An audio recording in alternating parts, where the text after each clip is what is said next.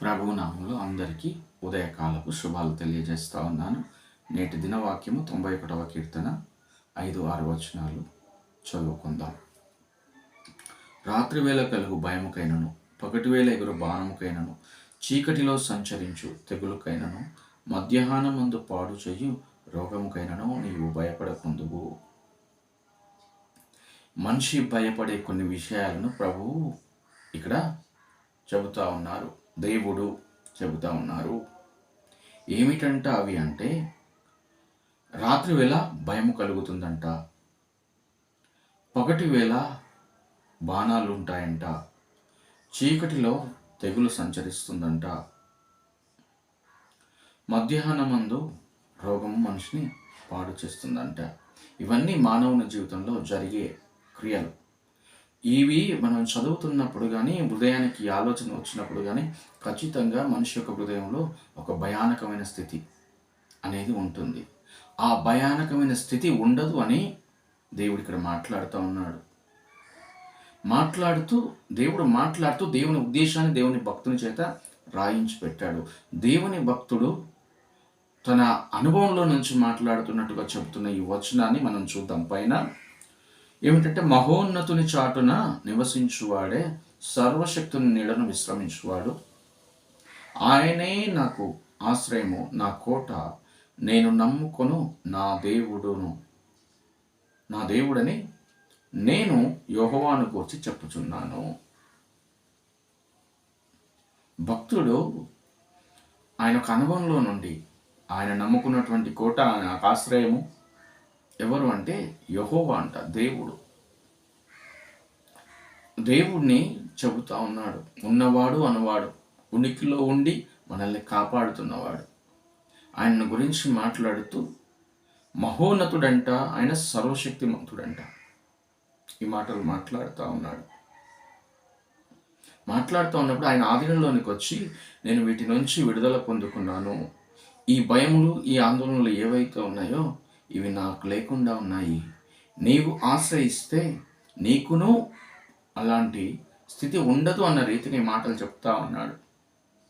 ఈ మాటలు చెబుతూ ఉన్నప్పుడు మనం గమనిస్తే ఈ సమాజంలో అవును కదా, ఉన్నతమైన స్థితిలో ఉన్నవారు, వారు ఒక అధికారమును కలిగి సొసైటీని రూల్ చేయగలిగిన స్థితిలో ఉన్నవారు ఒక సర్వాధికారాన్ని, ఒక అధికారాన్ని కలిగి ఉంటారు. ఉన్నతమైన స్థితిలో ఉండి అధికారం చెలాయించగలిగినటువంటి ఒక వ్యక్తిలో, ఒక వ్యవస్థతో మనము సంబంధం కలిగి ఉన్నప్పుడు ఖచ్చితంగా లోకం నుంచి ఇతరులుగా వచ్చే ఆటపోట్లను, అవమానాలను, ఇబ్బందులను ఎదుర్కోవడానికి మనము సిద్ధంగా ఉన్నవారిగా ఉంటాము.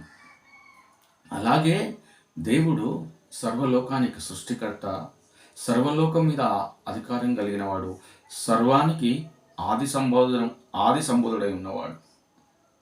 కాబట్టి ఆయన ఆధీనంలోనికి వచ్చి భక్తుడు పొందుకున్నటువంటి ఆ అనుభవాన్ని మనతో ఈ ఉదయకాలము మాట్లాడాలని చెబుతూ ఉన్నాడు. మాట్లాడుతూ తన అనుభవాన్ని చెబుతూ ఉన్నాడు అన్న రీతికి మనం ఆలోచించాలి. ఎందుకంటే ఈ మాటలో మనకు, మన జీవితానికి మేలు కాబట్టి దేవుడు రాయించి పెట్టాడు. ప్రత్యేకంగా వింటున్న నీకు ఈ మాట ఎంత అవసరమైనదో దేవునికి తెలుసు కాబట్టి దేవుడి ఉదయకాలము నీతో మాట్లాడాలని ఆశపడుతూ ఉన్నాడు.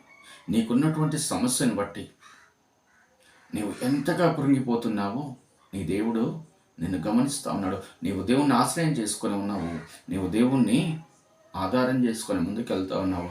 కానీ నీకున్న స్థితిని బట్టి ఎక్కడో నీ హృదయంలో ఒక గందరగోళమైనటువంటి పరిస్థితి. ఆ గందరగోళమైనటువంటి పరిస్థితిలో మరొక్కసారి నేను దేవుడు బలపరచాలనుకుంటా ఉన్నాడు. చింతించటం వలన మనము ఒక మూలుడు ఎత్తు చేసుకోలేము, ఒక మూలుడు తగ్గలేము. కానీ నీ భారమును యెహోవా మీద మోపము, లేక దేవుని మీద మోపమన్న ఆ మాటను మనం జ్ఞాపకం చేసుకొని, మనం మోయలేని భారాన్ని, మనం చేయలేని పనిని,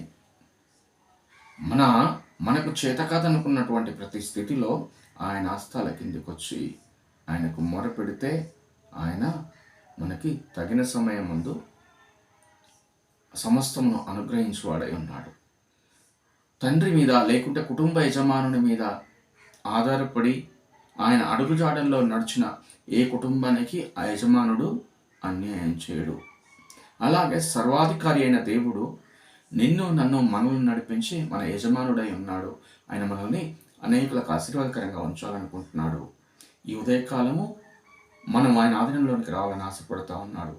ఉన్నపాటున మన హృదయాన్ని ఆయన చేతికి అప్పగించి మనము ప్రార్థన చేసుకొని మనము మన జీవితాల్లో ఆయన చేసే మేలను పొందుకుందాము. పరిశుద్ధుడా మా రాజా యేసయ్య నీకు వందనాలు. ప్రభు, ఈ సమయంలో తండ్రి ప్రత్యేకంగా ఆయన మీ సన్నిధికి మేము వస్తూ ఉన్నాం. రాజా, మమ్మల్ని అంగీకరించండి. మా స్థితులలో ప్రభు, మా పరిస్థితులలో మాకు అండగా ఉండి నడిపించి మేము చేరాల్సిన గమ్యానికి చేర్చుమని యేసుక్రీస్తు పుణ్యనామం అడిగి వేడుకుంటున్నాం మా తండ్రి. ఆమేన్. ఆమేన్.